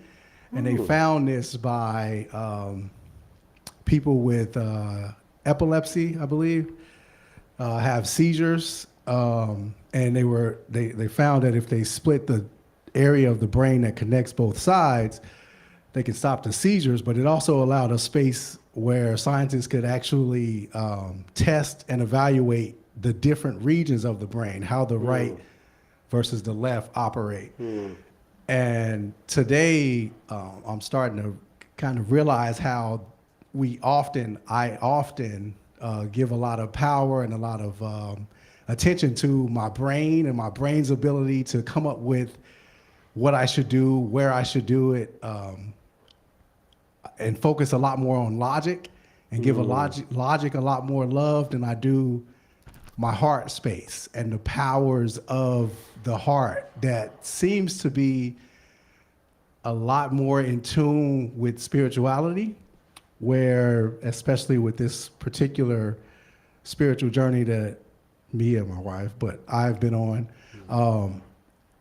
I found that the more I remove my logic, the more I remove what I think I should be doing or I think I should be feeling, the more I allow my heart to control and to lead. And it actually becomes more powerful in finding my way because the heart seems to have more abilities, let's say, to align with spirit. And so I think one of the pathways to, well, that has worked for me with spirituality is to better tune my listening to my heart and finding better ways to understand what it's trying to tell me and letting that evaluate my moves just as much, if not more, than my memory bank, which is basically what the mind does, is memorizes and gives you actions based on previous understandings. So, Yes. just To wanted your say that. success or to your detriment. True. Yeah. Yeah. And the heart is a space where you balance out the two. Hence the scales, right? Everything is about balance. Right, and there it is. We had a bridge message once, but I also point people back to something that we talked about before. I always ask this question: what is the difference between yourself and your ego? Much of the things that we think we're doing for ourselves, we're really doing it for our ego. How do I look? What kind of job I got? What kind of money I got? How are they going to think, these other people? How do I appear? How do I come off? The ego is for external. The self is who we are. The self is our consciousness. The self is our growth. The self is development. The self is purpose. The self is love. Because if you love yourself, you don't care how you look with people. You're looking good because you feel good about yourself. And however you walk through the world, however people accept you or not, matters not. Do you feel good about what you got on? I know sometimes I come in crazy stuff. I look for crazy stuff because I know ain't nobody else got it. I like real comfortable shoes. I got finger toe shoes. My kids are like, Baba, why you get those shoes? I'm like, because they my style. You know, I'm getting used to these shoes. I bought these shoes because I like, they're featherweight, they're cool. But then I was like, two things. I was stomping, I was like, they don't make a sound. They don't make a sound like my boots. Okay, I got to remember that. And then they're gummy, so I'm tripping over carpets. I got to get used to it. But I love to do things because I'm okay. If I trip and fall, I'm just going to get up and laugh. I don't care if everybody laughs at me. I hope it's fun for them. But I have, it weighs, it has no weight, so to speak, on how I move through the world, because I'm comfortable with my shoes. I'm comfortable with how I dress places. I've been in places where everybody's got on a suit. They say, wear something formal. And I got on a long galabia that somebody made me a Nubia. And the people look at me like, okay. I'm not looking at them like that, but hey, there it is. So that self space is very powerful. The self space of the heart, going back to what you were saying, Brother Tyrell, that self space of the heart, that's why when everything is swirling around us, it's important for us to stand still. We process our emotions. We process our reactions. We process our thoughts. Why am I acting like this? Am I acting like this because of a reactive space that was similar? Everything that is similar is not the same. So if somebody that you had a bad interaction with was 6'2" and dark skinned, that doesn't mean that everybody who's 6'2" and dark skinned is meaning you harm. So you have to stop that reaction, come to the space of centering, and find a space where I say, I am making this decision because I'm operating out of self and not ego. Ego will get you in trouble. Well, I'm supposed to be paid more than that. They don't know who I am, and I did this. Oh, wait a minute. Are you in a space of alignment with what you're working on first and foremost? Because then you're okay with it. And then you're not bothered by external forces that you don't control. Balance, self, and ego. You got to have enough of an ego. But ego goes bad when it takes you away from your purpose. And you ask yourself, why am I doing this? And I'm back to that space of regret. I'm back angry at myself.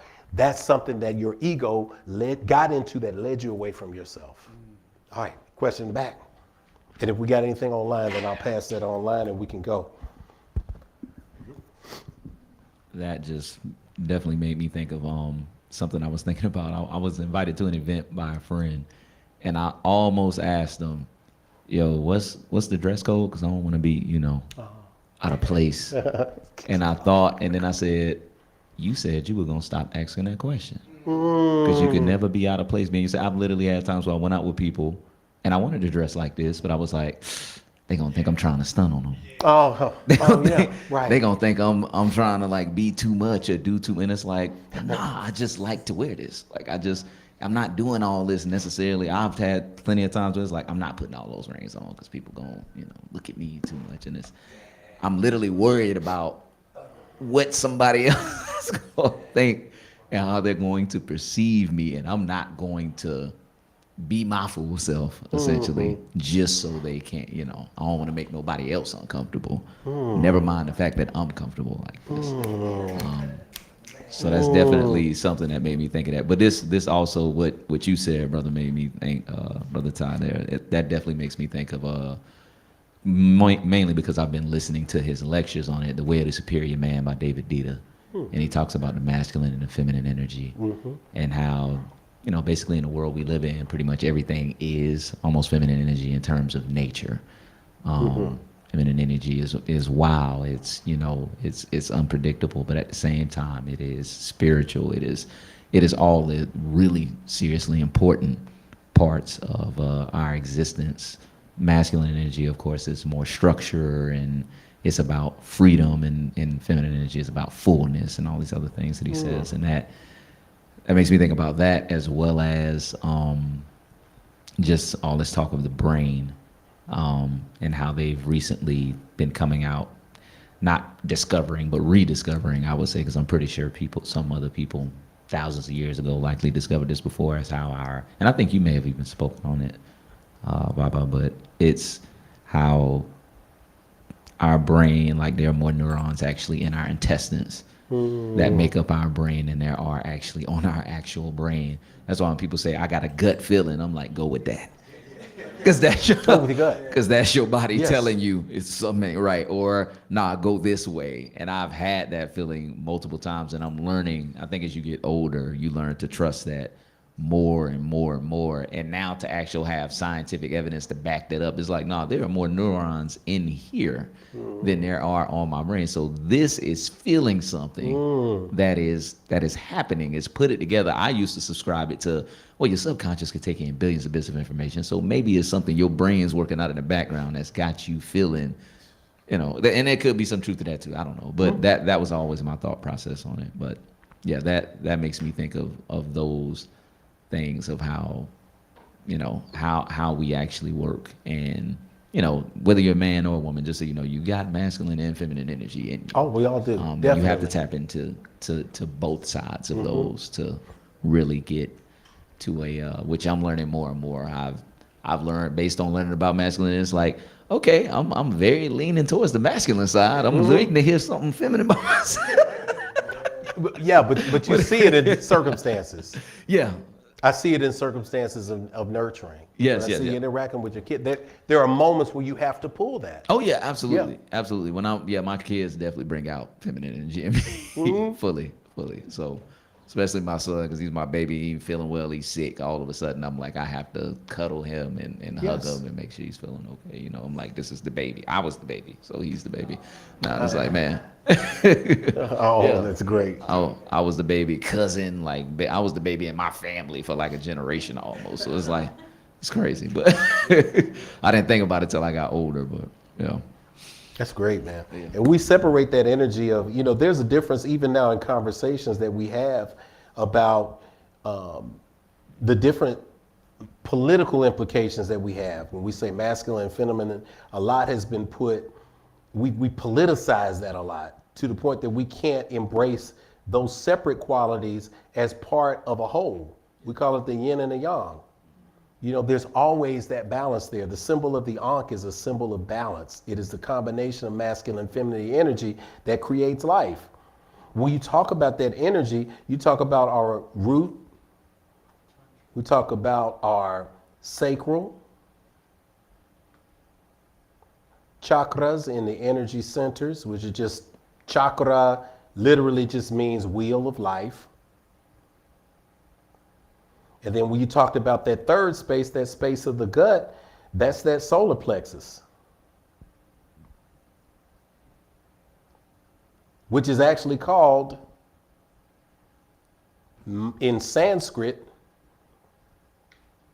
or Manipura, right? So that alignment space is real. And it's that intestinal fortitude, like you said, that gut, that energy, that balance, where you're not just operating from a space of the carnal energy at the root, or the space that is so spiritual and ethereal that you can't connect and go pay your bills. I've met a lot of people say, what's that, man? I'm meditating, man. I was thinking, man, my third eye was wide open. Okay, brother, I needed you here an hour ago in the truck. It still needs to be unloaded. So again, balance. That's what this all is, balance. So when we are in this space of balance, we are recognizing how all of these things are working together for the good. So the embracement of the balance of that darkness and light, that male and female energy, that masculine and feminine energy there with that yin and that yang, that energy is what brings us to the space of balance. And it is also something that should bring us to the space of freedom as well, because we have to learn how to dial that down or dial that up in ourselves when we're interacting with people. There are times when the masculine side of me with my kids will want to say, suck it up. Because that's what my daddy would say. I was hurt, suck it up. And I said, okay, baby, everything all right? I have to remember my mama's side. My mama in my other ear saying, don't be so hard on those babies, love on them. So simple things like that, when we come to a space of enlightenment, that's what enlightenment is supposed to give us.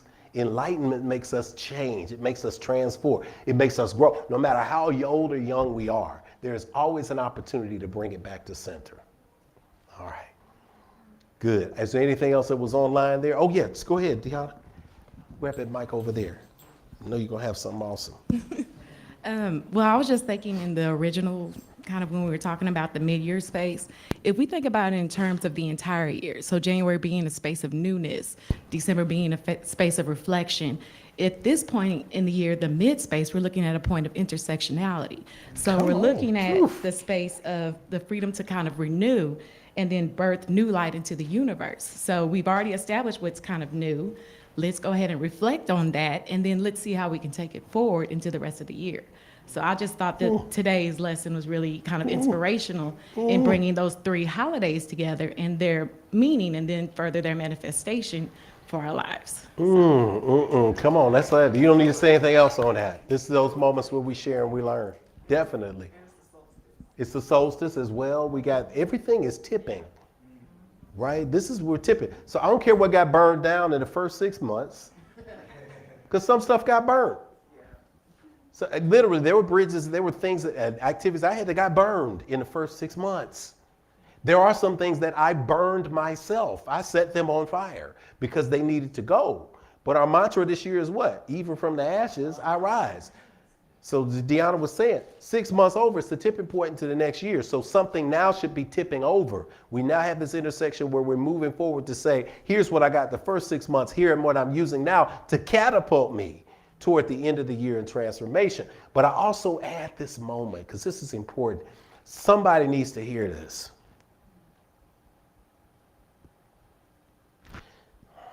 The change happens in this moment. You might not be here in October. You might not be here to celebrate December 31st. I'm not speaking that on anybody's life. But what I'm saying is there are 2 words that have harmed people for generations. And I'm just going to put this in quotations here.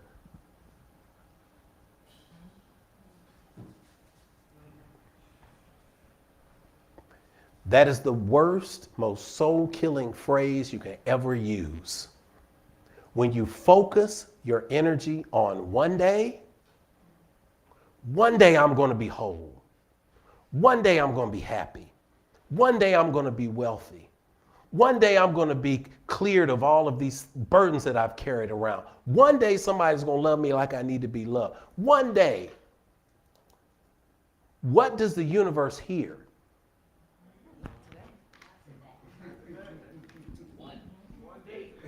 Then the infinite circle that you are creating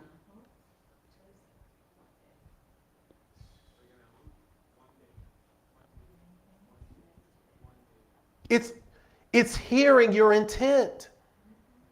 And your intent is fixated on something that can never manifest. One day. What happens when you say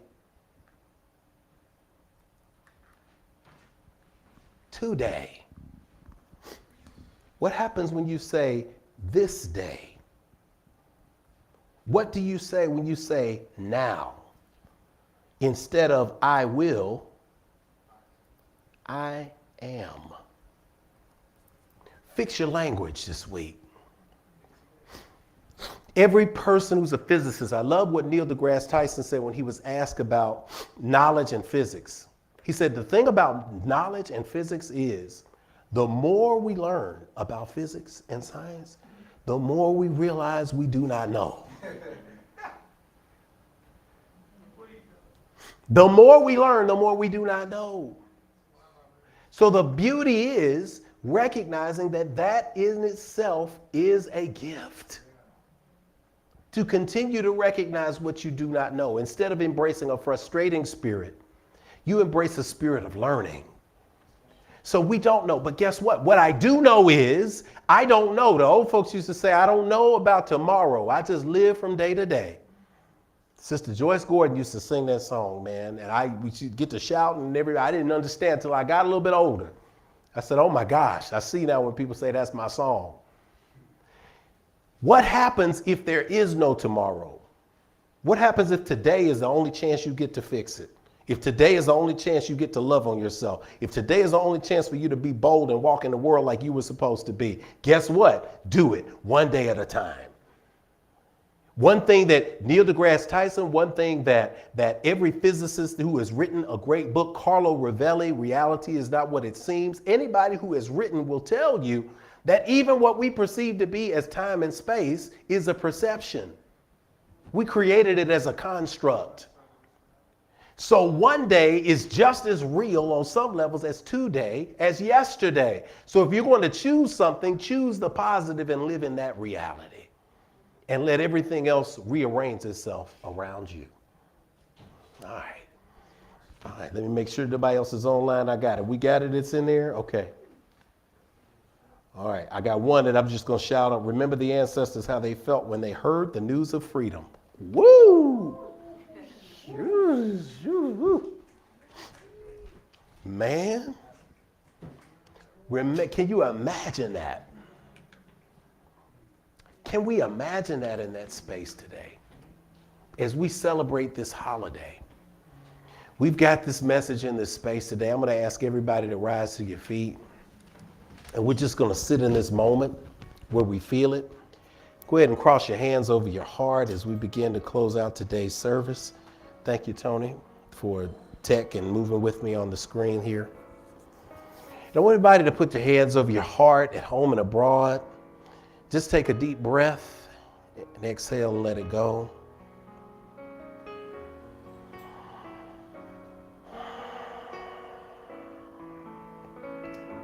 And I want you to imagine, no matter what your ethnicity is, no matter what your background is culturally, wherever you came from, your gender, your orientation, whatever it is, but I want you to take yourself back in time. That is the gift of your mind. That is the balanced gift that you have. Take yourself back to the space and put yourself in a body of someone who has worked their entire lives from can't see in the morning till can't see at night, who has labored through beatings, who has labored through hard times, who have seen their children move away from them, not being able to receive the nurturing that they would like to give, stranger in a strange land, confused, beaten, angry, chained. And imagine the moment that somebody said you're free. You no longer have to deal with this. You can go where you want, do what you want, be who you want to be. That's the space of freedom that we have now. We've got a secret though. In this space of freedom that you have, you recognize that you've been free from the moment you were here anyway. That you being chained and imprisoned by somebody else was only a temporary illusion, and they didn't grant you the ability to be free. You were born free. The universe just caught up to your physical situation. And so in this moment we speak, oh God, that we recognize the gift and the power of freedom in our lives right now. And as we celebrate in remembrance of those who came before and recognizing that we are standing even taller on their shoulders, we embrace the freedom right now that we experience in this world, the freedom to choose, the freedom to release our heart from pain and regret, the freedom to open it for love, the freedom to walk in our divine purpose, not counting on one day, but proclaiming today that we are here on and in purpose. That we are beings of love, that we are in a space of high vibration, and that we ain't gonna let nobody turn us around. In this space today, I speak that the dreams of those under the cover of my voice right now will be manifest beyond their even limited expectations right now. That abundance will flow, that freedom will flow, that love will flow, that joy will flow, that peace will flow, that kindness will flow, and that we will continue to gift to this world that which only we uniquely can give. Walking in pride, walking in love, walking in your light. For these things and others that we cannot put into words, we simply say, thank you, thank you, thank you. Breathe in, exhale, release. And so it is. Amen, amen. Hotep, shalom, namaste, ashe. All right, let's rub those hands together as we do, and we're going to count to 3. We're going to send that light of love out to everybody. And anybody who's thinking about birthdays, daddy's days, Juneteenth, new moon, solstice, anything. In this moment that we sling it out, it's just going to wave through them, and they're going to say, well, I don't know what just hit me, but something feels real good right now. We're going to send them that natural high. 1, 2, 3. Ah, yeah. I love it. As we sit in this space today, as we close Infinity Fellowship, we speak this love into the atmosphere and expect that great things are here in the right now. And so it is. All right, get a universal round of applause. It is today. Woo! All right, to our visitors, we welcome. We're glad y'all are with us here and online. Come back again. You know, third Sundays goes a little long. We try to do our 90 minutes and get out of here, but we go with the spirit too. You can't put time on the spirit. So as we're in the space and we prepare to sing our song to take us on in, there's popcorn in the lobby. Again, get your Daddy's Day gift. If you know a dad that wants a flashlight, get a flashlight and just give it to them. See what they feel like when you say, hey, be a light in the world. Just be a light. I guarantee you, they're going to be uplifted in a powerful way. Don't take this love and hold it just to yourself. Share it with somebody. That's what's going to make it beautiful. All right, let us sing together our song to close us out today. At home and abroad. Kenitha's downstairs, so y'all got to sing loud. If today's a brighter day and we are on our way, then we can begin to heal ourselves again. Oh, we remember yesterday, and yet today's the day. God's reminding me to look at you and see family.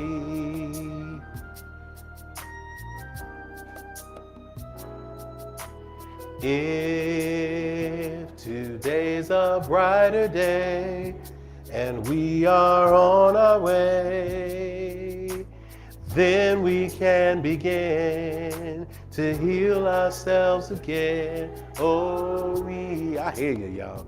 Remember yesterday, and yet today's the day that God's reminding me to look at you and see family.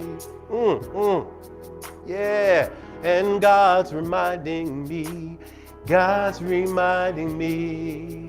to look at you and see family. God is reminding me, God's reminding me to look at you and see family. We speak that the love of God, the power of the ancestors and the cosmos rest, rule, rock, and abide with us henceforth, now and forever, as we walk in balance with our hearts light as a feather. Together we sing. Amen, Amen. Hotep Shalom, Namaste, Ashe. Hug on somebody, love on somebody. We love y'all. That's a fact y'all cannot change. See y'all soon.